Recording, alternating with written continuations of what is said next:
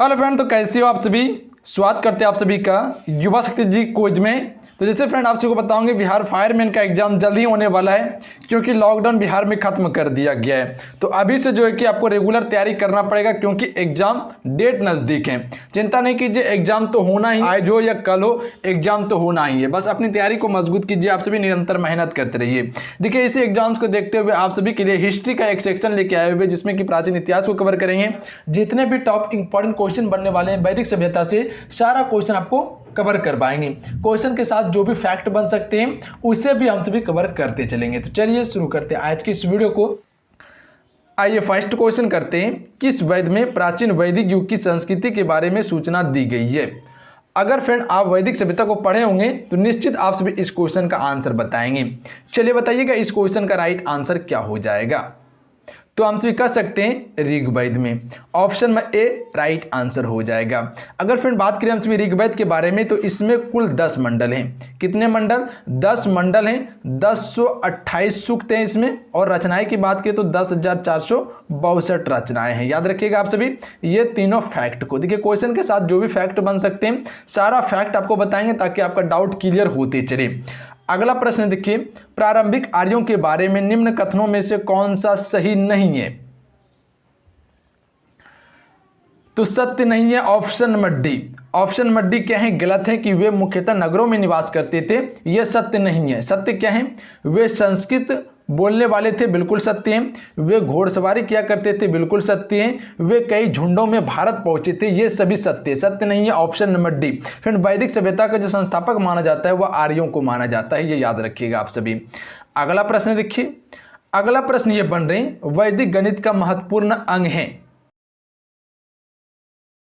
शुल्ब सूत्र। ऑप्शन में सी right answer है। फिर शुल्ब सूत्र जो है ये वैदिक गणित का महत्वपूर्ण अंग माना जाता है, याद रखिएगा ऑप्शन में सी करेक्ट आंसर हो जाएगा। अगला क्वेश्चन देखिए, इनमें से किस फसल का ज्ञान वैदिक काल के लोगों को नहीं था। तो हम कह सकते हैं तंबाकू। तंबाकू फसल का ज्ञान वैदिक काल के लोगों को नहीं था, जबकि जो गेहूं, चावल ये सभी की खेती की जाती थी वैदिक काल में। याद रखिएगा ऑप्शन में डी राइट आंसर हो जाएगा आपका। आइए अगला क्वेश्चन देखिए, अगला क्वेश्चन ये बन रहे, वेदों की संख्या कितनी है। फ्रेंड बताओगे आप सभी वेदों की संख्या कितनी है। चलिए फटाक से आंसर बताएंगे आप सभी, वेदों की संख्या कितनी है। देखिए फ्रेंड, जितने भी क्वेश्चन करवाएंगे सारे टॉप इंपॉर्टेंट क्वेश्चन करवाएंगे, ताकि पेपर में आपका हेल्प कर सके। ये छोटा सा कोशिश है मेरा कि आपको कुछ लायक बना सके हम। तो मेरे साथ में जुड़िए और अपनी तैयारी को निरंतर बेहतर बनाते जाइए आप सभी। और एक मॉक आप सभी जरूर सॉल्व कीजिए, इससे आपको पता चलेगा कि मेरा ग्रोथ क्या है। तो हम सभी कह सकते हैं 4। वेदों की संख्या कितनी है? 4 वेदों की संख्या है। कौन कौन से? ऋग्वेद, यजुर्वेद, सामवेद और अथर्ववेद है। ऋग्वेद जो है सबसे प्राचीन वेद है, और अथर्ववेद सबसे अंतिम वेद है। अगला प्रश्न देखिए, क्वेश्चन नंबर 6 है, भारत के राज्य चिन्ह में प्रयुक्त होने वाले सत्यमेव जयते जो है ये किस उपनिषद से लिए गए। फ्रेंड बताएंगे क्वेश्चन नंबर 6 के लिए राइट आंसर क्या होगा। अगर बात करें हम सभी सत्यमेव जयते के बारे में, तो ये लिए गए मुंडक उपनिषद से या मुंडको उपनिषद से, यानी ऑप्शन में एक को हम सभी यहाँ टिक कर सकते थे। याद रखिएगा सत्यमेव जयते किस उपनिषद से लिए गए? मुंडको उपनिषद से लिए गए, या मुंडक उपनिषद बोल लीजिए इसे। अगला प्रश्न है, कृष्ण भक्ति का प्रथम और प्रधान ग्रंथ है। तो हम कह सकते हैं श्रीमद् भागवत गीता। श्रीमद् भागवत गीता जो है ये कृष्ण भक्ति का प्रथम और प्रधान ग्रंथ है। अगला प्रश्न है, भारतीय संगीत का आदि ग्रंथ कहा जाता है। फ्रेंड बताओगे आप सभी, तो ये कहा जाता है सामवेद को। फ्रेंड सामवेद को भारतीय संगीत का आदि ग्रंथ कहा जाता है। क्यों कहा जाता है? क्योंकि इसमें पहली बार 7 स्वर का वर्णन किया गया है, जो कि सारे गामा पादा निसा है। यही से संगीत की जानकारी प्राप्त होती है। अगला प्रश्न है, ऋग्वेद के किस मंडल में शूद्र का उल्लेख पहली बार मिलता है। शूद्र का उल्लेख पहली बार मिलता है किस मंडल में? तो हम कह सकते हैं ऋग्वेद के 10वें मंडल में। ऋग्वेद के 10वें मंडल में शूद्र का उल्लेख मिलता है। देखिए ऋग्वेद के 10वें मंडल के पुरुष सूक्त में 4 वर्ण हैं। कितने वर्ण? 4 वर्ण हैं। कौन कौन से हैं? पुरोहित, राजन, वैश्य और शूद्र हैं। पुरोहित, राजन, वैश्य और शूद्र हैं। ये 4 वर्ण हैं ऋग्वेद के 10वें मंडल के पुरुष सूक्त में। याद रखिएगा आप सभी, ऑप्शन में डी राइट आंसर है।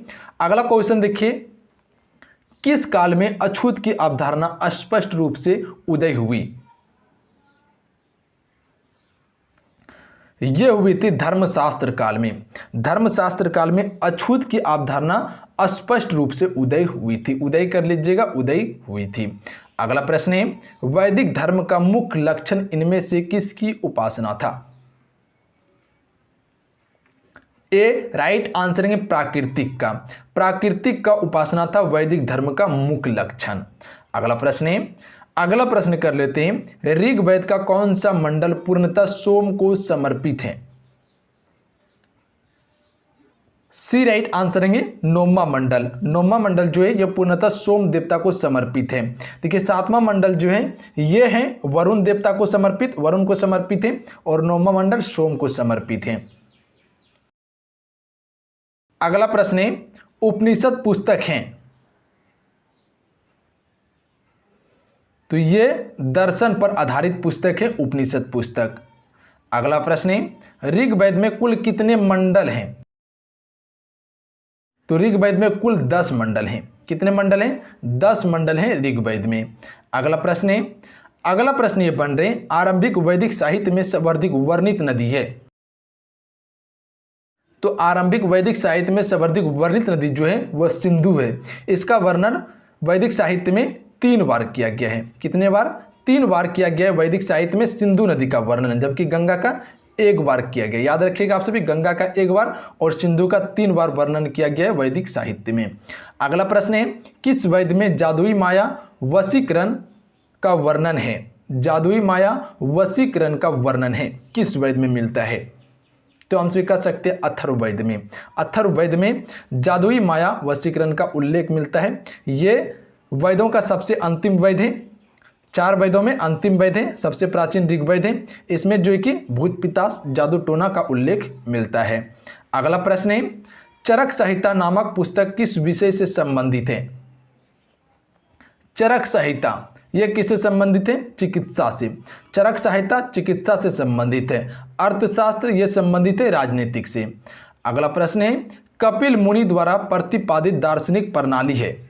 कपिल मुनि द्वारा प्रतिपादित दार्शनिक प्रणाली कौन सी है फ्रेंड, बताओगे आप सभी?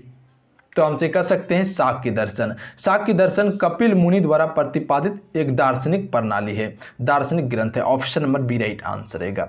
देखिए अगला क्वेश्चन क्या है, गोत्र व्यवस्था प्रचलन में कब आई? गोत्र व्यवस्था जो है ये प्रचलन में कब आई थी फ्रेंड, बताओगे आप सभी? कब आई थी? उत्तर वैदिक काल में। उत्तर वैदिक काल में गोत्र व्यवस्था प्रचलन में आई थी। ऑप्शन में बी राइट आंसर रहेंगे। अगला प्रश्न है, वैदिक युग में प्रचलित लोकप्रिय शासन प्रणाली थी? गणतंत्र थी। सी राइट आंसर रहेंगे। अगला प्रश्न है, प्राचीनतम व्याकरण अष्टाध्यायी के रचनाकार हैं? पाणिनि। पाणिनि जो है वो प्राचीनतम व्याकरण अष्टाध्यायी के रचनाकार है, यानी ऑप्शन में डी आपका राइट आंसर हो जाएगा। देखिए अगला क्वेश्चन क्या है, अगला क्वेश्चन ये बन रहे, ब्राह्मण ग्रंथों में सर्वाधिक प्राचीन कौन है? ब्राह्मण ग्रंथों में सर्वाधिक प्राचीन ग्रंथ जो है वो कौन सा है फ्रेंड, बताओगे आप सभी? इस क्वेश्चन का करेक्ट आंसर क्या हो जाएगा? शपथ ब्राह्मण। शपथ ब्राह्मण जो है ये ब्राह्मण ग्रंथों में सर्वाधिक प्राचीन ग्रंथ माना जाता है। सर्वाधिक प्राचीन ग्रंथ माना जाता है शपथ ब्राह्मण को। किस वेद में सभा को निरिष्ट अर्थात सामूहिक वाद विवाद या अनुल्लंघनीय कहा गया है? तो यह कहा गया है अथर्ववेद में। ऑप्शन में डी राइट आंसर है। याद रखिएगा ऑप्शन में डी करेक्ट आंसर हो जाएगा। निम्न में से कौन सी स्मृति प्राचीनतम है फ्रेंड, बताओगे आप सभी? कौन सी स्मृति जो है वह प्राचीनतम है? ए राइट आंसर है मनु स्मृति। ये सबसे प्राचीनतम स्मृति में एक है। ऑप्शन में ए राइट आंसर है। क्वेश्चन क्लियर है। अगला क्वेश्चन देखिए, उत्तर वैदिक काल से संबंधित मृद भांड संस्कृति है? उत्तर वैदिक काल से संबंधित मृद भांड संस्कृति है? बी राइट आंसर है चित्रित धसूड़ मृद भांड संस्कृति है। अगला प्रश्न कर लेते हैं, संस्कारों की कुल संख्या कितनी है? 16 संस्कार हैं। 16 संस्कारों की कुल संख्या है। अगला प्रश्न है, गायत्री मंत्र की रचना किसने की थी फ्रेंड, बताओगे आप सभी? क्वेश्चन नंबर 27 के लिए राइट आंसर क्या हो जाएगा? गायत्री मंत्र की रचना किसने की थी? विश्वामित्र के द्वारा की गई थी। यह ऋग्वेद के तीसरे मंडल में इसका वर्णन मिलता है। किसका? गायत्री मंत्र का। गायत्री मंत्र का उल्लेख जो किया गया ऋग्वेद के तीसरे मंडल में किया गया है। अगला प्रश्न है, पूर्व वैदिक आर्यों का धर्म प्रमुखता था। पूर्व वैदिक आर्यों का धर्म प्रमुखता जो था वह किस पे आधारित था? फ्रेंड बताओगे आप सभी? तो हम सभी कह सकते हैं प्राकृतिक पूजा और यज्ञ पे आधारित था। प्राकृतिक पूजा और यज्ञ पे आधारित था पूर्व वैदिक आर्यों का धर्म प्रमुखता। याद रखिएगा, ऑप्शन में सी राइट आंसर हो जाएगा। देखिए अगला क्वेश्चन क्या है, अवेस्ता और ऋग्वेद में समानता है। अवेस्ता किस क्षेत्र से संबंधित है? अवेस्ता और ऋग्वेद में समानता है। अवेस्ता किस क्षेत्र से संबंधित है? फ्रेंड बताओगे आप सभी? तो हमसे कह सकते हैं यह संबंधित है ईरान क्षेत्र से। अवेस्ता जो है यह ईरान क्षेत्र से संबंधित है, जबकि ऋग्वेद भारत क्षेत्र से संबंधित है। याद रखिएगा, option number B right answer हो जाएगा।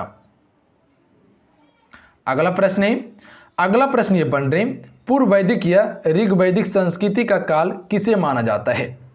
पूर्व वैदिक या ऋग्वैदिक संस्कृति का काल किसे माना जाता है? फ्रेंड बताओगे आप सभी?